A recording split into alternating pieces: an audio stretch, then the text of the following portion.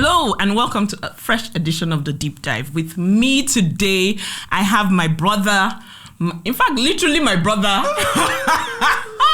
my friend, my colleague, senior colleague in the creative industry, my mentor sometimes because Obi, in fact, I can go on, but I have today Obi Okerekocha. Did I get that right? Yes, you did. Yes, yes, you now, did. Yes, Obi is a creative, all-round creative, because he does it all. And I couldn't have had this podcast and not have you on at all, because your work is fantastic. You have done that work for several years, currently working with one of the biggest banks in Africa, producing great content. Am I making your head swell? I feel like your head is swelling. I'm really going to follow this chair now. Producing great content, and then we've shared moments. We've had those conversations. Good moments. Good moments. Yeah. When you look at me and say, you know what, my sister, I don't think you should do this, but if you have done it, I will help you as much as you can. And I really appreciate you if I haven't said it. So, welcome to The Deep Dive. Is a podcast by Explore Nollywood and Streamline Media, and we're talking brands and advertising. Explore, of course, Nollywood, and then just growth professionally. And that's what I'm going to do as much as possible today. So, just kicking off, coming from a creative background. Your dad was a photographer. Your granddad, was a photographer. You talk about that a lot. Your dad was a creative artist for one of the biggest agencies of the time. And now you. What gets you up in the morning, Obi? Nice to be here with you, and thank you so much for having me, and thank you for all the good words. I think my head is literally swelling. I know, I do that to people. Yeah, so what gets me up in the morning? I think just, the fact that it's another opportunity to create. I think that is what really makes it all worthwhile, because every day it's a new day to do something new. Yeah. And, based on what I do, there's always that feeling of, okay, today we're going to do something else. What are we going to do today? That kind of thing. So, whether it's working with young creatives to create new content, or working with a fellow co-producer, or working with a scriptwriter, or, essentially working with people in graphics, there's always something new. So I think it's really about, okay, today we're going to do something new. So that's what you look forward to every day. Yeah. So do you agree that when you know creatives, just know that you might be in the room with them, but their mind is elsewhere? I recall several times when I'm having a conversation with Obi, we're trying to mix things. Okay, this idea, and then Obi just moves to the piano and he's like, I'm like, oh my God, am I talking to myself? And he's like, so just tell us about this creative process. How does it come to you? Yeah, fantastic. In fact, it's great to talk about the creative process. Now, the thing is, it differs from creative to creative, and let me just say this here. Every human being is creative, How you wear your hair, that's a bit of creativity. How you brush your teeth, how you wear your shoes, your hair. Everybody has the DNA of creativity. The question is how much of it you express. So let me say it this way. I think that it differs from person to person. Like for me, I just come to me almost anywhere. Yeah. Anywhere. I feel like it. Anywhere, anytime.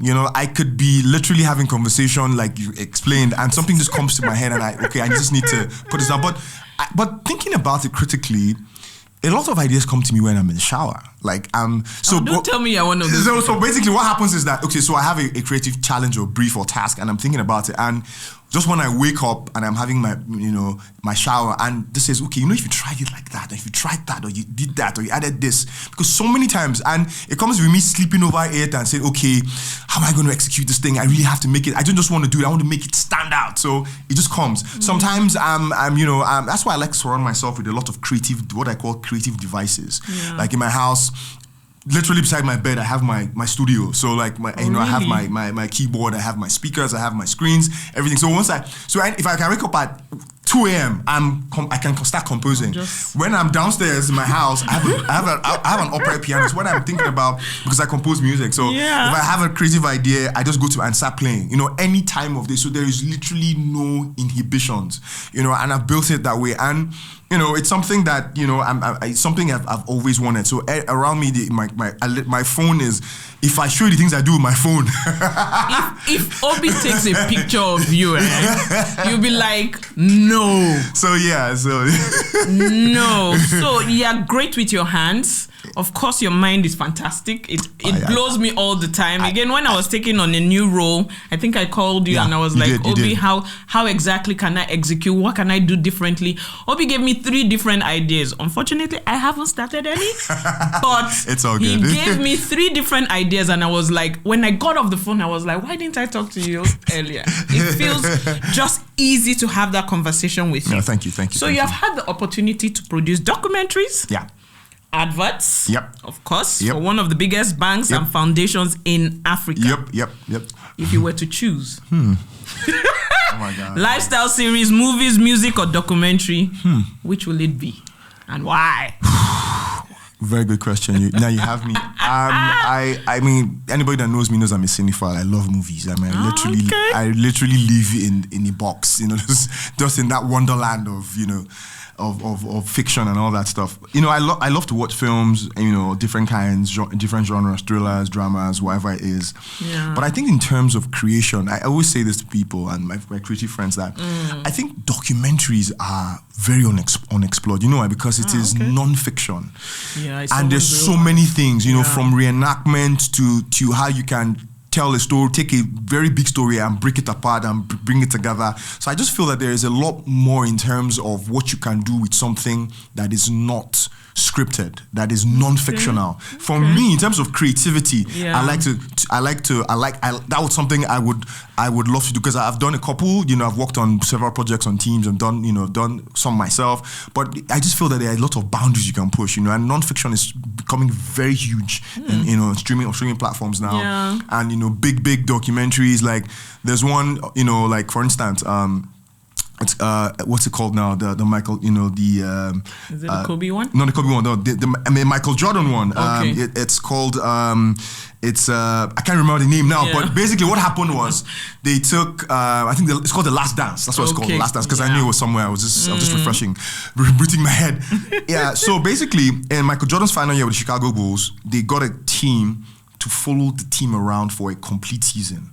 And they were filming everything from locker talks to vacations with family, moving around with them, and all of them. So Scottie Pippen, Dennis Rodman, everybody in that great Chicago Bulls team, and they just recorded everything. Now they had that footage just lying around. Now I think that between ESPN and Michael Jordan, they wanted to talk about that era, and all that footage became important, and now you could see a deep dive into what made that team great. I just feel that documentaries just give us a window into the realities that are around us. Fiction is great, it takes you to this place, you can do biopics, tell great fiction, but I just feel that non-fiction, because it's steeped in reality, there is so much expansion that it has a way of just making you see the world from a completely different perspective and just appreciate the reality that's around you. So in terms of what I would prefer to do and make, I think documentaries. But in terms of watching, I watch films all day.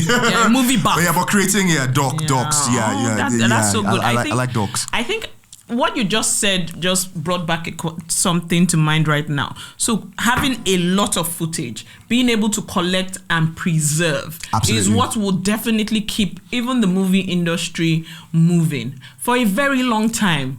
And not to call out any platform, people were expectant that NTA was a collector and preserver of those types of things. Quite sad. So again, you know where I'm going to. We don't have any actual footage from program series and everything we used to enjoy back in the day, from our village headmaster to Ripples to all Checkmate. Behind the Cloud, Checkmate, all those things that we really like. Nobody can say, I can take this piece and use it. I think some of the creatives, even everything is created from fresh, from start. We're not picking and using. Except stuff that some really smart people are able to put on YouTube.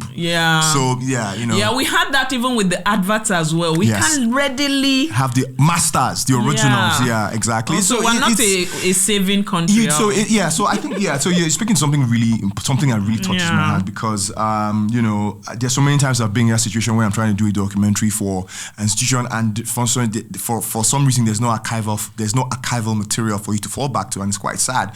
Now I tell you what, the even the footage of our independence, what you see around, like when you see, Tafawa Balewa's speeches, and you see the Queen, the representative Queen, like Alexandra, who presented the Queen and stuff like that. Yeah. It's all